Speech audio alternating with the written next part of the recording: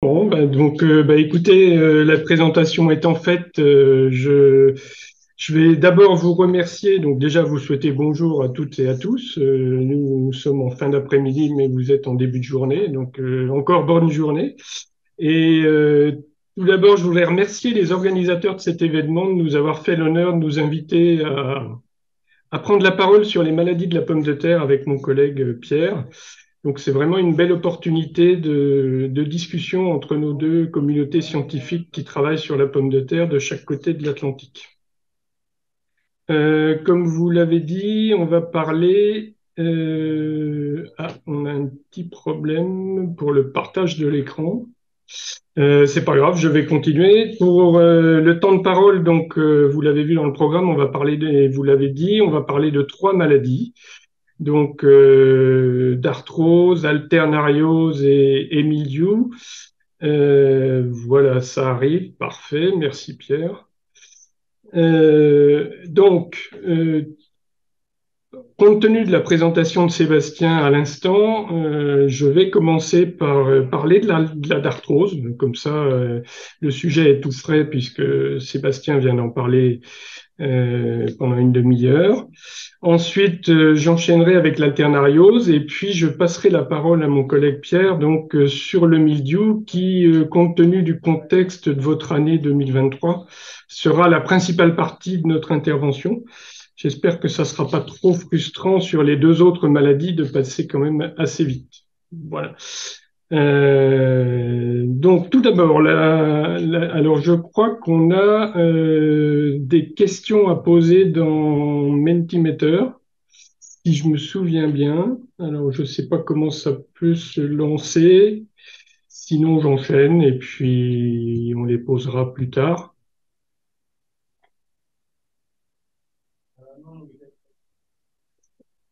Bon, c'est pas grave, je vais enchaîner. Donc tout d'abord, la gestion de la darthrose.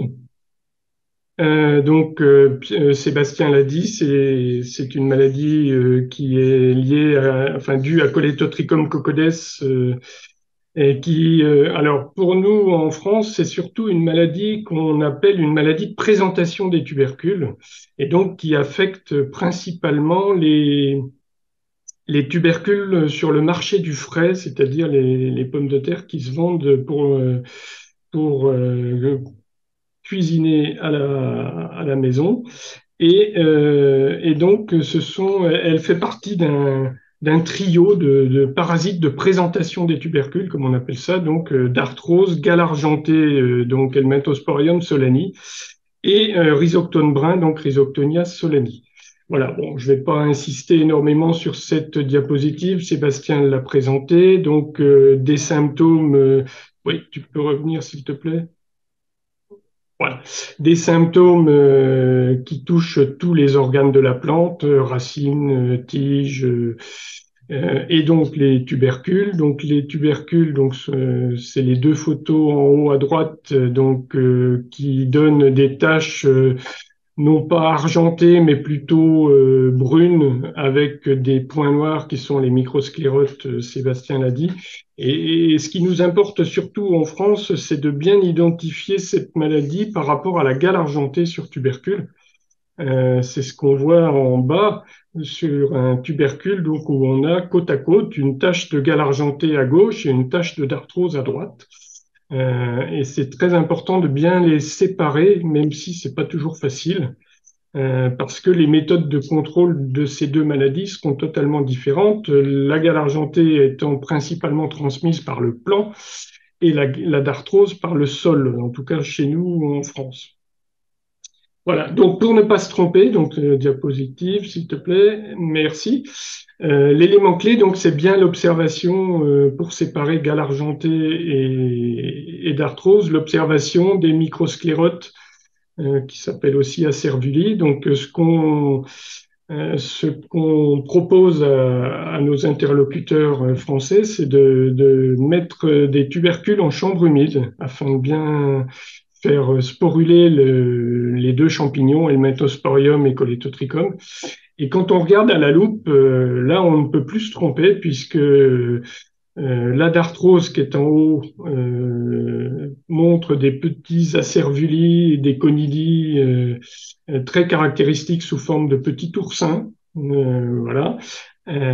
Par contre, la gale argentée qui est en bas, elle montre plutôt des conidiophores et des conidis sous forme de petits sapins assez caractéristique et beaucoup plus fin. Ça fait éventuellement un petit duvet noirâtre à la surface des taches. Voilà. Voilà pour les présentations. Donc rapidement pour la méthode de lutte maintenant. On est très humble de notre côté aussi parce que c'est quand même des parasites pas faciles à maîtriser correctement.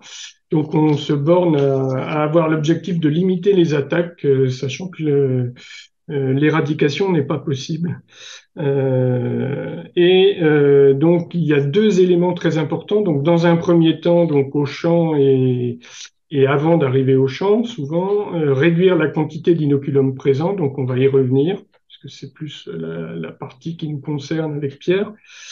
Et par contre, il faudra aussi tenir compte des conditions de développement de ces deux champignons pendant la conservation, la période de conservation des tubercules, et de maintenir des conditions défavorables à leur développement pendant la conservation. Ça, c'est très important. Et en particulier, une très bonne gestion du couple température-humidité dans les bâtiments de conservation. Voilà. Alors, je vais me focaliser sur le premier point surtout, mais sur la lutte de traitement des plants et du sol. Alors, pour la darthrose, en France en tout cas, on considère que c'est quand même essentiellement la rotation et la parcelle qui détient l'inoculum primaire. L'effet du plan est beaucoup moins fort et on a fait des essais de nombreuses années avec des plants contaminés dans un sol sain et à côté un sol contaminé naturellement. Et comme on dit, il n'y a pas photo entre les deux. C'est plus efficace pour le champignon d'être un inoculum du sol. Voilà, donc la rotation, Sébastien l'a dit, en faisant attention aux plantes hôtes qui peuvent nous poser problème aussi. Limiter le délai des fanages récolte selon la variété, donc il faut trouver le bon compromis, Sébastien l'a dit. Réduire les stress, c'est une maladie de faiblesse. Et nettoyage, désinfection des locaux de conservation avant l'entrée des tubercules. Ça aussi, très important, puisque les spores peuvent se conserver un petit peu dans le sol, dans la poussière des bâtiments. Et puis, donc, comme on considère que l'inoculum d'arthrose, c'est essentiellement le sol, donc c'est l'azoxystrobine. Azoxystrobine qui sera utilisé pour contrôler la darthrose et le traitement de plants qui peut être associé aussi pour contrôler par contre le rhizoctone brun qui vient par le plant et la gale argentée si nécessaire, donc avec du fludioxonil ou du fluxapyroxate. Donc voilà sur la darthrose. Donc voilà, quand on a des tubercules, voilà, donc faut bien regarder la qualité du plant et ce qu'il y a dessus. Comme on dit, il faut bien connaître son ennemi pour pouvoir bien adapter la méthode de lutte. Donc selon ce qu'il y a sur le plant, on pourra décider, et dans le sol, on pourra décider des méthodes de lutte à mettre en œuvre, à la fois traitement en réplantation et ou traitement du plant.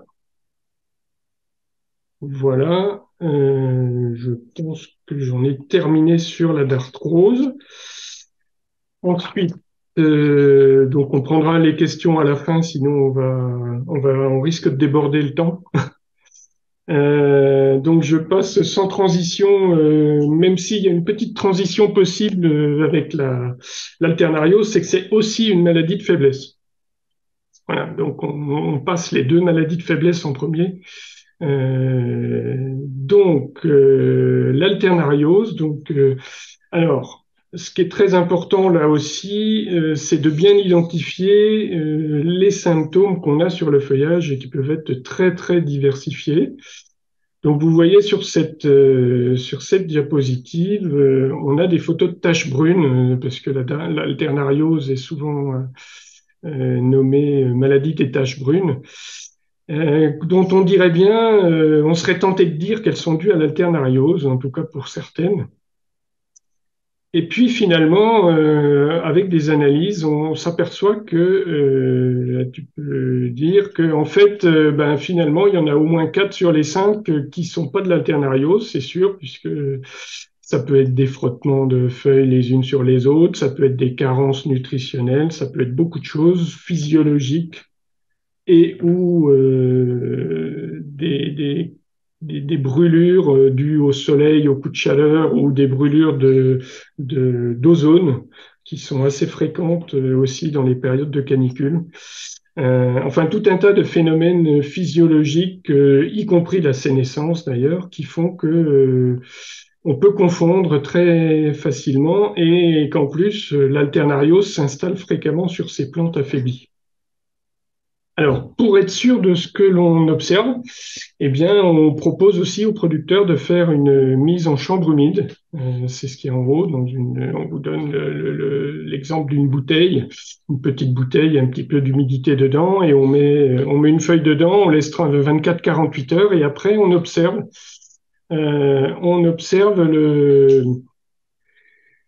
les spores produites par le champignon ou pas. Voilà. Et donc, il y a deux sections d'alternaria, donc la section pori et la section alternaria. Voilà. L'une est pathogène, c'est la section pori, avec le représentant majeur étant l'espèce Solani, donc Alternaria solani, qui est vraiment connue pour être un vrai pathogène de la pomme de terre. Voilà. Et la section alternaria est souvent représentée par l'alternaria alternata, qui elle est saprophyte et qui donc ne nécessitera pas de méthode de lutte puisqu'elle s'installe sur des tâches préexistantes. Voilà. Alors après, si on a aussi la possibilité de faire une analyse par ADN pour confirmer avec une plus grande certitude tout cela. En absence de sport, il s'agit sans doute de problèmes physiologiques. Voilà, de stress divers et variés, nutritionnels, hydriques, thermiques, brûlures solaires, brûlures d'ozone, d'un début de sénescence.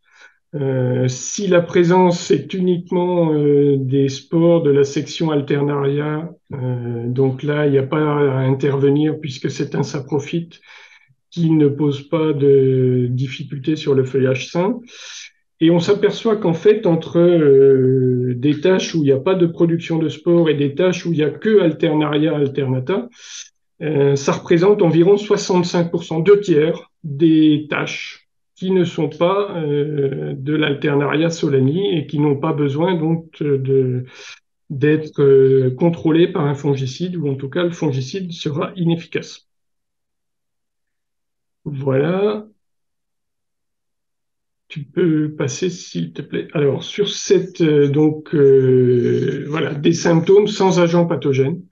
Donc, sur ce graphique où on a des dates, des semaines en abscisse, 30, c'est la dernière semaine de juillet, 39, c'est la dernière semaine de septembre.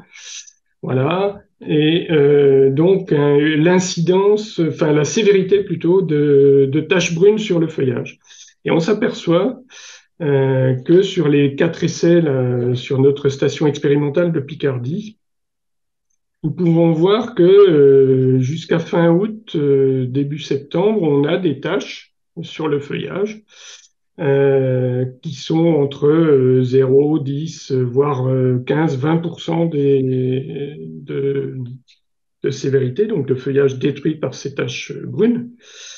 Et puis, quand on met les analyses ADN sur ce même graphique, voilà, et en particulier la section pori, on s'aperçoit que jusqu'à la semaine 34, voire 35 même pour certaines années, on n'obtient aucun ADN de la section pori. Et pourtant, il y a déjà certaines années, 5 à 10% de feuillage qui est attaqué par les taches, ce qui prouve bien que ces taches n'étaient pas qu'on peut observer des taches brunes, donc en absence de l'agent pathogène, et parfois même jusqu'à début septembre. et que le pathogène, donc l'agent pathogène, s'installe vraiment à partir de fin août, voire début septembre. Et donc avant, il s'agit de stress divers, de tâches diverses et variées qui ne nécessitent pas d'intervenir. Donc on s'aperçoit bien que pour gérer la protection contre cette maladie-là, on va être obligé de voir, de coupler deux modèles, c'est-à-dire à la fois physiologique, pour essayer de voir le vieillissement de la plante, et un modèle de maladie. C'est ce qui est expliqué par cette diapositive, donc l'alternariose, une maladie de faiblesse. Alors là, vous avez un schéma qui vous explique que donc en abscisse, vous avez le cycle de la pomme de terre, de la levée jusqu'au défanage, et en ordonnée, sa sensibilité à l'alternariose. On s'aperçoit que à la levée et sur une période qui va au moins jusqu'à l'initiation de la tubérisation, la plante est totalement résistante. Tous les tissus jeunes, donc c'est ce qu'on appelle la phase 1, tous les tissus jeunes sont insensibles à l'alternariose. Ensuite, on rentre dans la phase 2 où la résistance physiologique s'atténue, mais reste quand même suffisante pour contrôler le pathogène. Et en phase 3, par contre, selon la précocité de la variété, entre une variété précoce en rouge et une variété tardive en vert, on s'aperçoit que la sensibilité augmente plus ou moins tôt et plus ou moins vite. Et c'est à partir de ce moment-là qu'il faudra éventuellement contrôler la maladie alternariose dans la parcelle. Et donc, on va ajouter en 2024 un petit module de gestion de l'alternariose dans Mileos, qui tiendra compte, qui couple donc ces deux modèles physiologiques et de maladie. Et donc, quand la maladie est confirmée, comment raisonner la lutte? Donc, première étape, savoir si le seuil de sensibilité est dépassé. Donc, est-ce qu'on est en phase 3? Donc ça sera le rôle du modèle physiologique. Ensuite, est-ce que quand le seuil de sensibilité est dépassé, il y a un risque maladie? Donc là, ça sera le rôle du modèle épidémiologique qui se basera sur les données météo, les conditions climatiques. Et après, donc, quand ces modèles auront déclenché une alerte, il faudra quand même se poser la question du côté de la parcelle, est-ce que ça vaut le coup de traiter? Est-ce qu'il y a un risque d'impact sur le rendement ou pas, et ou sur le calibrage? Et puis, quand le défanage est-il prévu? Parce qu'en fait, on s'aperçoit que l'effet de l'alternariose, en tout cas dans nos conditions en France, l'effet de l'alternariose sur le rendement et sur le calibrage est rare. Et sur les 4 ou 5 années d'essai qu'on a fait sur plusieurs sites, on n'a jamais vu d'effet significatif sur le rendement. Et en discutant avec d'autres collègues en Belgique, entre autres, qui ont plus de problèmes que nous avec l'alternariose, ils nous ont laissé entendre que c'était pas plus d'une année sur 5 ou une année sur 10 où il y avait un effet sur le rendement.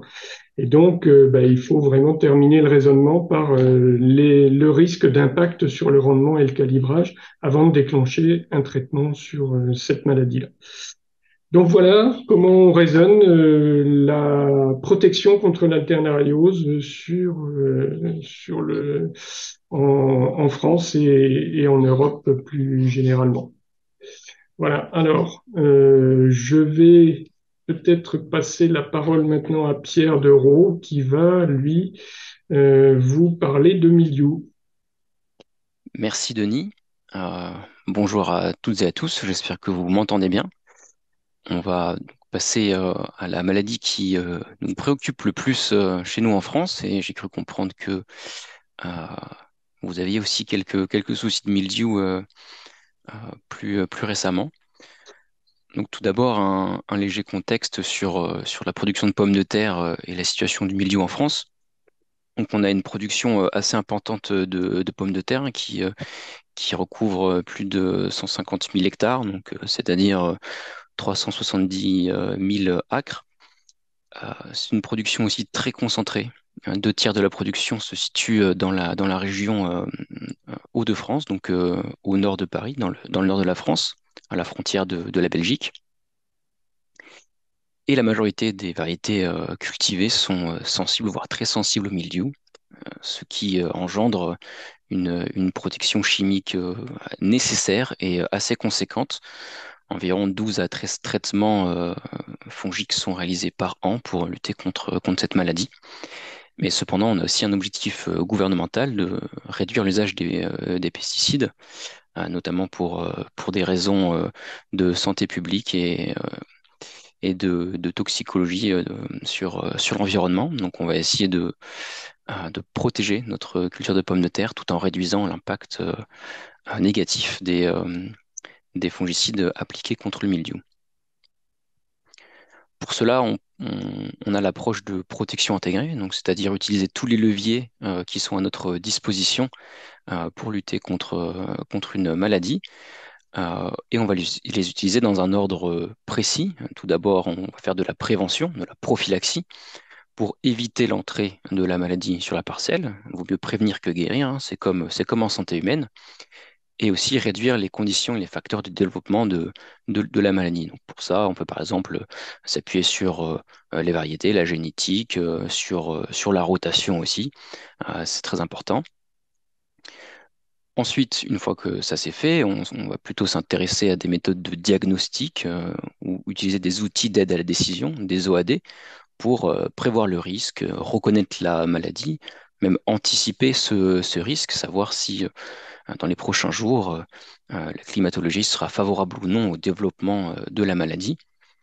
Et ensuite, une fois qu'on a fait tout ça, on enclenche euh, euh, ce dernier compartiment de la boîte à outils qui est la lutte directe. Donc là, soit lutte préventive ou curative, le but est de stopper ou ralentir le développement de la maladie dans la parcelle, donc en utilisant de la lutte chimique conventionnelle ou bien des produits de biocontrôle. Avant de passer à la suite et vous présenter nos résultats d'expérimentation, je vous présente rapidement l'outil d'aide à la décision qu'on utilise en France, qui s'appelle Mileos, que vous connaissez aussi sans doute peut-être pour la plupart d'entre vous. Donc Mileos prend des paramètres d'entrée, comme la météo, température, hygrométrie ou les différentes pluies euh, sur la parcelle, prend en compte la physiologie, donc la date de plantation, la levée, les stades, mais aussi le type de variété, et les conduites culturelles, donc c'est-à-dire les éventuelles irrigations ou traitements réalisés sur la parcelle. Donc Mileos prend ces paramètres-là et calcule au jour le jour et même à l'heure euh, des indices qui vont nous dire si, oui ou non, il y a un risque et quantifier ce risque sur la parcelle et ensuite nous indiquera si éventuellement on doit protéger la parcelle ou bien si on peut se passer de protection. Donc, je vais vous illustrer un peu les indicateurs que peut nous rendre cet outil. Donc là, il y a beaucoup de courbes sur ce graphique, mais je vous conseille de vous focaliser uniquement sur les barres en vert, qui est le poids de contamination, qui traduit un peu la pression mildiou qu'il peut y avoir sur la parcelle de jour en jour. Et lorsque ce poids de contamination, donc cette barre verte, dépasse le seuil de 2, qui est fixé pour une variété sensible, eh bien alors une protection sera nécessaire. Donc par exemple, pour l'année 2022, qui était plutôt sèche chez nous, c'était pas une année à mildiou, on a eu deux périodes où les barres vertes ont dépassé le seuil, et alors il fallait protéger la parcelle à ces moments-là.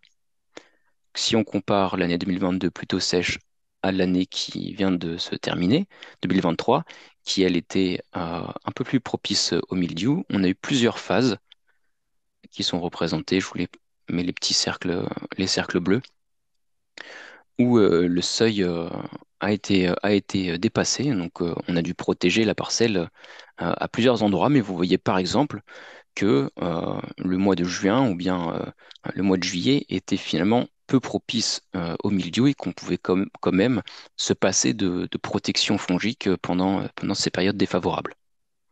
Donc voilà à quoi nous sert Mileos, à calculer le risque dans les 3 prochains jours et à anticiper la protection de la parcelle, ou bien à se dire qu'il n'est pas nécessaire de traiter, et ainsi on peut économiser quelques traitements. Donc pour constituer nos parcelles expérimentales, pour tester des programmes, nous allons aller piocher dans différents compartiments et prendre des leviers qu'on va combiner entre eux. Donc on a comparé une variété sensible avec une variété de moindre sensibilité, donc Binge versus Magnum. Tous les traitements ont été uniquement déclenchés par l'outil Mileos, comparé à ce qui peut parfois se faire en pleine des traitements hebdomadaires tous les 7 jours. On a utilisé de la chimie conventionnelle avec des doses de fongicides qui sont adaptées soit à la résistance variétale, soit à la pression de mildiou. Et enfin, on a aussi pu utiliser un produit de biocontrôle qui est disponible depuis début 2022 en France, qui est le phosphonate de potassium, qu'on pourra venir appliquer en association avec des doses réduites de fongicides. Donc pour le dispositif expérimental, on a réalisé ces essais sur 3 sites en France et sur 4 ans. Nous sommes allés noter euh, l'évolution du mildiou en parcelle 1 à 3 fois par semaine et on s'est intéressé au développement de la maladie sur chacune des parcelles. Et en fait, qu'est-ce qu'on vient calculer pour comparer les différents traitements? On ne va pas s'intéresser uniquement euh, à la destruction qu'il y a eu, à la dernière destruction qu'il y a eu à la date de fin d'essai, mais on s'intéresse vraiment à l'aire sous la courbe. Comme ça, on prend en compte le comportement sur toute la campagne d'un programme. Et donc, c'est symbolisé par cette AUDPC, donc c'est l'aire sous la courbe. Et en comparant ces différentes aires sous les courbes, euh, on déduit l'efficacité de chacun des programmes. On est venu aussi calculer pour chacun des programmes l'indice de fréquence de traitement, donc c'est à peu près équivalent au nombre de passages relatifs à la dose utilisée. Et enfin, on s'est posé la question de savoir quel programme offrait la meilleure protection avec euh, le moins de fongicides appliqués. Donc voici un visuel des essais. Donc vous voyez toutes ces microparcelles côte à côte. Chaque microparcelle euh, présente 3 rangs et au milieu vous avez un rang qu'on appelle le rang contaminateur qui lui n'est pas protégé. Comme ça, il reçoit du mildiou tout au long de l'essai. Et les essais sont aussi brumisés. Ils sont vaporisés avec de l'eau pour entretenir une hygrométrie favorable. Donc en fait, on s'assure de la présence de mildiou tout au long de la saison d'essai pour maximiser les chances d'avoir du mildiou et pouvoir tester nos programmes. Donc justement, quels sont nos programmes? Donc là, je vous présente euh, 4 programmes pour la variété, enfin pour une variété sensible. Donc forcément, on va mettre un témoin. Donc un témoin, une variété sensible non traitée tout au long de la campagne. Un témoin de référence, donc une pleine dose pour chacun des traitements. Je vous le rappelle, les traitements sont déclenchés lorsque notre outil a calculé un risque. Nous avons un troisième programme avec en début de campagne un biocontrôle appliqué en association avec 60% de la dose d'un fongicide, et ce pour les 3 premiers traitements. Puis ensuite, une fois que ces 3 premiers traitements sont passés, on utilise la pleine dose de fongicide pour le reste des déclenchements de l'OAD. Et enfin, le 4e traitement, qui reprend la même base que celui d'avant, donc du biocontrôle plus 60% de la dose d'un fongicide pour les 3 premiers traitements. Puis ensuite, une dose de fongicide ajustée au risque mildiou. Donc, c'est-à-dire quand l'outil Mileos déclenche avec un fort indice, on va mettre la dose 100%. Et si l'outil Mileos déclenche mais avec un faible indice, on va plutôt mettre 60% de la dose de fongicide. On a à peu près le même schéma avec la variété Magnum, qui est une variété de moindre sensibilité, hein. Elle n'est pas tout à fait résistante, mais elle est intermédiaire. Donc pareil, un témoin non traité, Ensuite, le programme M2, c'est 60% de la dose d'un fongicide, puisqu'en fait, pourquoi on ne met pas 100%? Parce qu'on considère qu'en mettant 60% de la dose, euh, le reste sera comblé par la résistance variétale, donc que la résistance variétale aide à diminuer la dose d'un fongicide tout en restant efficace sur tout le long de la campagne. Pour le programme M3, donc c'est du biocontrôle plus 30% de la dose cette fois. On réduit de plus en plus puisqu'on cède de la résistance variétale. Et enfin 60% de la dose sur tout le reste du programme. Et enfin le dernier programme qui va combiner vraiment tous les leviers. Donc c'est-à-dire du biocontrôle plus 30% de la dose pour les 3 premiers traitements. Puis ensuite, on ajuste 60% ou 30% de la dose en fonction de la pression mildiou. Donc on a testé ça sur 4 ans, 3 sites différents en France, et on vous fait part des résultats. Pour les années à faible pression, qui étaient de 2018 à 2020, je vous présente ces résultats-là. La première chose à noter, donc, j'ai bien représenté l'air sous la courbe, donc c'est l'air relatif sous la courbe de progression de la maladie. Ça donne un petit peu le taux d'infestation qu'il y a eu sur chacune des parcelles. La première chose à noter, c'est pour le témoin non traité, c'est à peu près la moyenne. On est à 0,4 de AUDPC. Donc, je vous le rappelle, l'AUDPC va de 0 à 1. Donc voilà, on est à peu près à la moitié, donc assez infesté. Par contre, sur la variété de moindre sensibilité Magnum, la moyenne est aux alentours de 0,04. Donc on est 10 fois moins infesté. Donc c'est-à-dire que même sans traitement, le témoin Magnum donc de moindre sensibilité, s'en sort 10 fois mieux qu'un témoin non traité d'une variété sensible. Donc tous nos différents programmes sont présentés ici sous terme d'efficacité, non. Donc on voit qu'on est très efficace et tous les programmes sont équivalents entre eux. Et il en va de même pour la variété Magnum. Donc tous les programmes sont très efficaces et aussi équivalents entre eux. Ce qui est intéressant de remarquer aussi, c'est que vous voyez ici, en termes de RAUDPC, on est en dessous de 0,1, alors que pour un témoin non traité Magnum, on est aussi en dessous de 0,1. Donc c'est-à-dire qu'une variété de moindre sensibilité non traitée s'en sort aussi bien qu'une variété sensible traitée pour des années à faible pression. Maintenant, on s'intéresse à combien de fois finalement on est passé avec un fongicide pour se protéger. On peut réduire d'à peu près jusqu'à 60% les fongicides sur une variété sensible, alors que sur une variété plus résistante, on peut réduire jusqu'à 80% les fongicides. Donc c'est ce qu'on résume ici sur cette diapositive, hein. Tous les programmes sont efficaces, puisque les années étaient peu propices au mildiou, donc finalement la moindre protection est efficace. Il y a un apport variétal déterminant, on voit ce facteur 10 entre les infestations d'une variété sensible et d'une variété intermédiaire. Et on peut réduire très fortement l'indice de fréquence de traitement. Vous voyez qu'avec le programme M3, on passe à 2,6 IFT ou 2,4 avec le programme M4, alors que l'IFT moyen en France est de 12. Donc c'est qu'on a réduit très fortement. Maintenant, que se passe-t-il quand la pression est plus forte, donc comme en 2021, pression extrêmement forte. D'ailleurs, on le voit, l'infestation d'un témoin sensible se rapproche dangereusement de 1, donc une pression maximale. Elle est de 0,6 pour une variété de moindre sensibilité. On voit qu'on perd en efficacité quand même, hein, pour les traitements sur une variété sensible. On arrive péniblement à s'approcher des 80% d'efficacité, alors qu'on les atteint pour une variété de moindre sensibilité. Donc là aussi, on a l'apport variétal qui vient compléter euh, le manque d'efficacité d'un programme fongicide lorsque la pression est très forte. Si on s'intéresse maintenant à l'indice de fréquence de traitement, on a pu seulement économiser de 25 à 28 euh,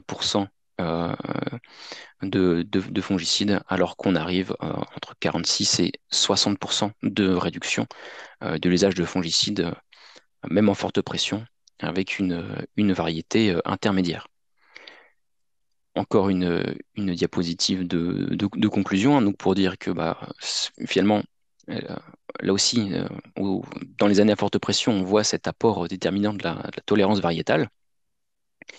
Même si on peut moins réduire les traitements dans ces années-là, on peut quand même atteindre 6,8 IFT pour le programme M2 et 5 pour le programme M3, comparé à 12 IFT généralement appliqués.